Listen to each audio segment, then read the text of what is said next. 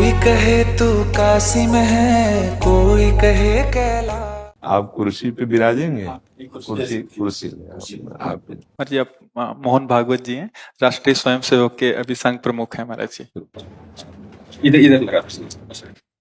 एक आसन भी इस पे बिछा दे। एक आसन आप विराज।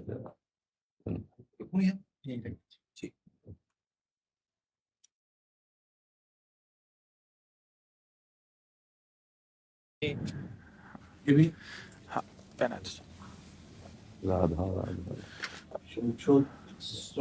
दे दे। इधर दीजिए।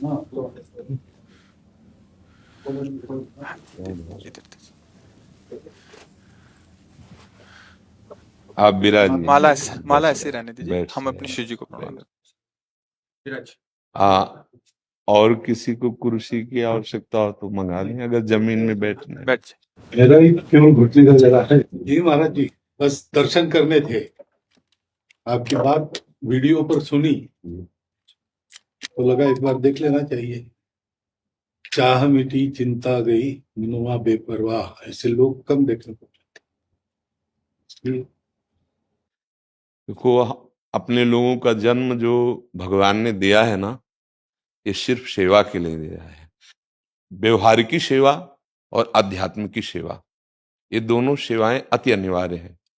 केवल व्यवहारिकी सेवा ही होती रहे, हम अपने भारतवासियों को अगर हम परम सुखी करना चाहते हैं तो केवल वस्तु और व्यवस्था से नहीं कर सकते, उनका बौद्धिक स्तर सुधरना चाहिए। आज हमारे समाज का बौद्धिक स्तर गिरता चला जा रहा है, बहुत चिंता का विषय है।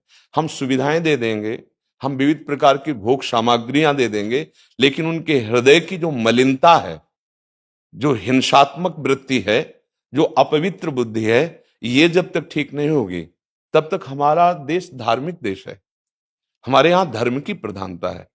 तो इसी बात को बार बार हम सबसे निवेदन करते हैं कि ये जो हमारी नई पीढ़ी है, इसी से हमारे राष्ट्र की रक्षा करने वाले प्रकट होते हैं। जो विद्यार्थी जन है, उन्हीं में कोई एमएलए बनता है, उन्हीं में कोई सांसद बनता है, उन्हीं में कोई मुख्यमंत्री बनता है, उन्हीं में कोई राष्ट्रपति या प्रधानमंत्री उन्हीं में अपने लोग भी सब थे। अब हमारी शिक्षा केवल आधुनिकता का स्वरूप लेती जाए और व्यभिचार प्रवृत्ति, व्यसन प्रवृत्ति, हिंसा प्रवृत्ति, ये नई पीढ़ी में देखकर बहुत असंतोष हृदय में होता है। इसीलिए कितनी भी शरीर में पीड़ा हो, हम प्रयास करते हैं जितने से जितने सामने हमारे भगवत स्वरूप जन आते हैं, पहले बुद्धि शुद्ध होनी चाहिए। मय्येव मन आदत्स्व मयि बुद्धिम निवेश है, तो निवशिष्यति मय्येव अत ऊर्ध्वम न संशया, तू मेरे में ही निवास करेगा, अर्थात भगवदानंद में। अविनाशी जीव कभी भोग विलास में तृप्त हो ही नहीं सकता। हम अगर अपने राष्ट्र की विशेष सेवा, तो हमारे धर्म का परिचय, जैसे आप जन करते हैं, धर्म का हमारा क्या स्वरूप है, हमारे जीवन का लक्ष्य क्या है। हमें जितना राम जी प्रिय हैं, कृष्ण जी प्रिय हैं, उतने ही भारत देश हमारे लिए प्रिय है। जैसे राम भक्त कृष्ण भक्त, वैसे हमारे भारत देश का हर जन जन हमारा आदरणीय और पूजनीय। पर अब जो मानसिकताएं बन रही हैं, वो हमारे धर्म और हमारे देश के लिए लाभदायक नहीं होंगे। व्यसन का इतना बढ़ता स्वरूप, व्यभिचार का इतना बढ़ता स्वरूप, हिंसा का इतना बढ़ता स्वरूप, ये बहुत ही विपत्तिजनक है। अगर ये बढ़ता रहा तो हम विविध प्रकार की सुख सुविधाएं देने पर भी अपने देशवासियों को सुखी नहीं कर पाएंगे, क्योंकि सुख का स्वरूप विचार से होता है।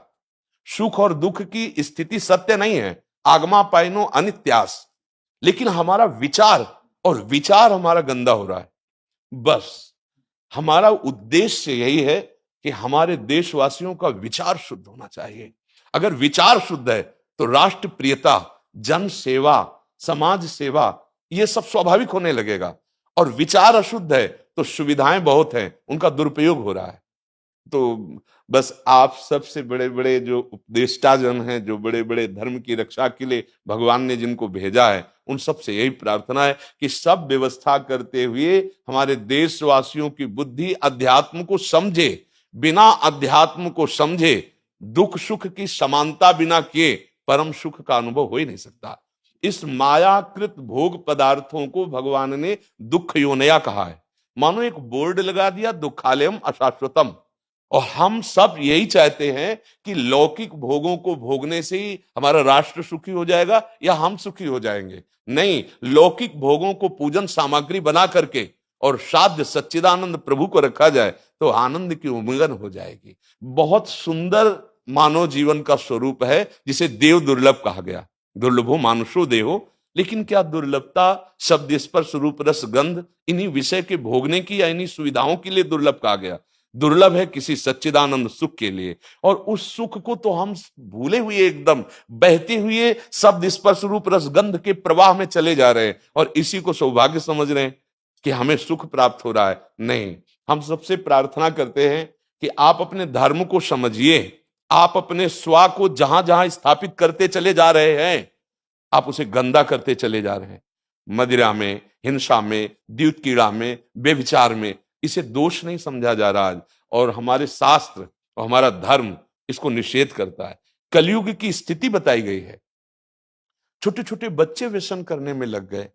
आज स्कूली विद्यार्थी जिनको ब्रह्मचर्य से पुष्ट होना चाहिए, वो ब्रह्मचर्य नष्ट कर रहे हैं। ये बड़ा चिंता का विषय है। हमारे देश के लिए जो जवान चाहिए, हमारे देश के लिए जो भक्ति चाहिए, उसमें बुद्धि और शरीर बल दोनों होना चाहिए। शरीर बल क्षीण हो रहा है क्योंकि व्यभिचार प्रवृत्ति में बहुत कमजोर अवस्था में, जैसे गेहूं की फसल है और गलेथ में काट ली जाए तो ना दाना मिलेगा ना सही भूस मिलेगा। ऐसे ही 20 वर्ष की अवस्था तक यदि ब्रह्मचर्य नष्ट कर दिया जाए तो वो गृहस्थ के योग्य में नहीं रह सकता। राष्ट्र सेवा की क्या बात है। हमारे राष्ट्र सेवा के लिए बहुत विशाल हृदय की आवश्यकता है। हमारे शरीर को बहुत स्वस्थ रखने की आवश्यकता है, तभी हम समाज सेवा, राष्ट्र सेवा। तो शरीर और बुद्धि दोनों का स्वस्थ होना बहुत आवश्यक है। तो शरीर को तो नष्ट किया जा रहा है विषय भोगों में।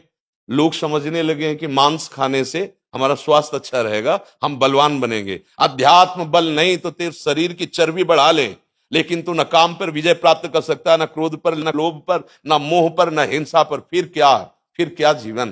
तो इसीलिए हमारा बार बार हृदय में सबसे प्रार्थना, जिस संत भगवान भी आते हैं, कि देखो इस समय आवश्यकता विचार शुद्ध करने की है, आहार शुद्ध करने की है, आचरण शुद्ध करने की है। हमारे देश ने चरित्र की पूजा की है।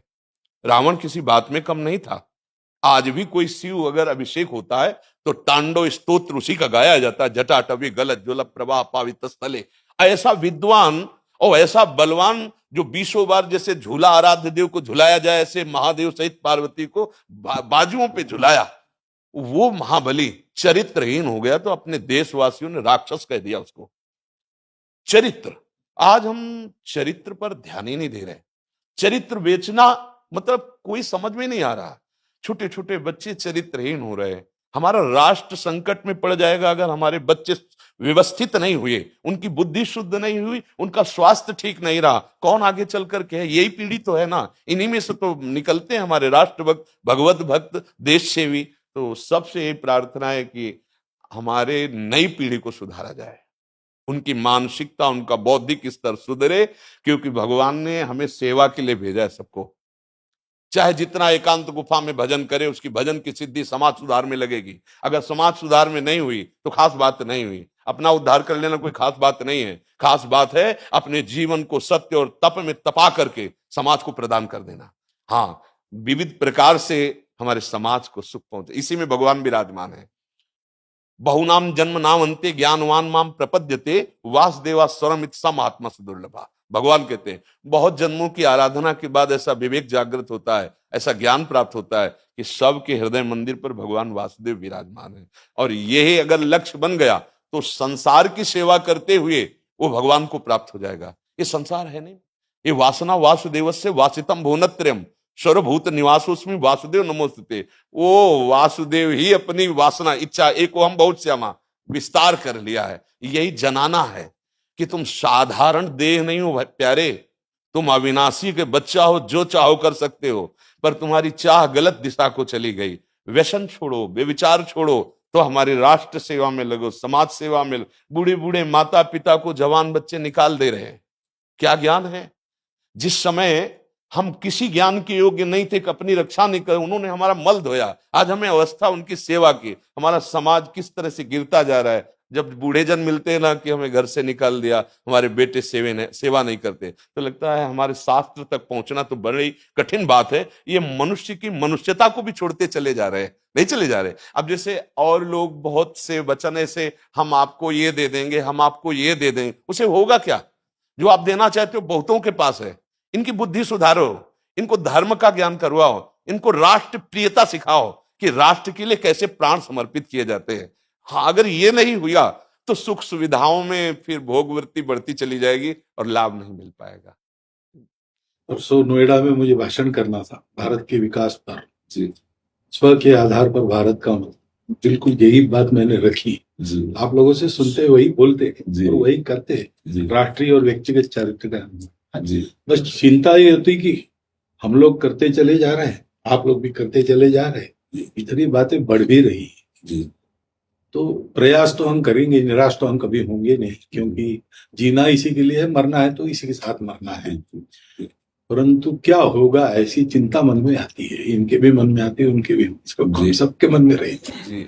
इसका उत्तर सीधा ये है कि क्या हम श्री कृष्ण पर भरोसा नहीं करते? क्या बात है, बस हमें जो एकदम सही, हमें जो खास बात पकड़नी है, क्या हम सच्चिदानंद त्रिकालज्ञ सर्वज्ञ जगत गुरु भगवान श्री कृष्ण के भरोसे में भी कमी है क्या?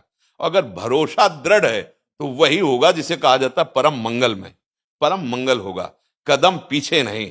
हम अध्यात्म बल को जानते हैं, हम अपने स्वरूप को जानते हैं, इसलिए हमको ये नहीं डरना कि होगा क्या। 3 प्रकार की लीलाएं भगवान की हो रही, एक सृजन और एक पालन और एक संहार। जिस समय जैसा आदेश होगा हम उनके दास हैं, वैसा ही करेंगे। क्या होगा? अब वही होगा जो मंगल रचा होगा श्री कृष्ण। अब संशय तो करना नहीं है, हाँ बिल्कुल संशय नहीं करना। जैसे आप अपने लोगों को तैयार किया है श्री कृष्ण ने, ऐसे ही आपके इन्हीं में से एक तैयार हो जाएगा जो बहुत जोर का संभालेगा। आपको चिंता नहीं करना आगे क्या होना है। हाँ, मूकम करोति वाचालम पंगुम लंघयते गिरिम यत् कृपा तमहम वंदे परमानंद माधवम। हमारे साथ श्री कृष्ण हैं, अब वही होगा जो परम मंगल होगा। बस निराशा, हताश, उदास ये हमारे जीवन में नहीं अधिकार रखते। किसी भी परिस्थिति में बिल्कुल किसी भी तरह का कोई शोक नहीं, किसी भी तरह का कोई भय नहीं। अविनाशी हूं, हाँ जो हमें सेवा मिली दहाड़ता रहूंगा जब तक शरीर में श्वास है, और जब शरीर छूटेगा तो जो मेरा स्वरूप है उसी को प्राप्त होगा, मुझे कोई भय नहीं। और कि हमारा तिरंगा, हमारा राष्ट्र, हमारा भगवान है। आप तप के द्वारा, भजन के द्वारा लाखों की बुद्धि को शुद्ध कर सकते हो। मम भक्ति युक्तो भुवनम पुनातु सतरति सतरति सा लोकान तारयति। एक भजनानंदी लाखों का उद्धार कर सकता है। तुम भजन करो, अपनी इंद्रियों पर विजय प्राप्त करो, कोई चूक मत होने दो और राष्ट्र की सेवा करो। हाँ, ये राष्ट्र सेवा के लिए प्राण समर्पित, ये राष्ट्र सेवी हैं, पर ये जितेंद्रीय होकर, व्यभिचारी होकर नहीं, ये भोगी होकर नहीं, योगी होकर के अब संकल्प बना सर्वे भवन्तु सुखिना सर्वे संतु निरामया सर्वे भद्राणि पश्यन्तु मां कश्चित् दुख भाग भवेत्। आचरण से, संकल्प से और वाणी से, तीनों से हमें राष्ट्र सेवा करनी, समाज सेवा करनी। और हम निरंतर यही चाहेंगे कि आप जैसे सतमार्ग में प्रेरित करने वाले स्वस्थ रहें, भगवान सदैव रक्षा करे और आप आगे बढ़ते रहे। हमारे देशवासियों की हाँ बौद्धिक स्तर का सुधार और व्यवहारिक स्तर का सुधार दोनों का होता रहे।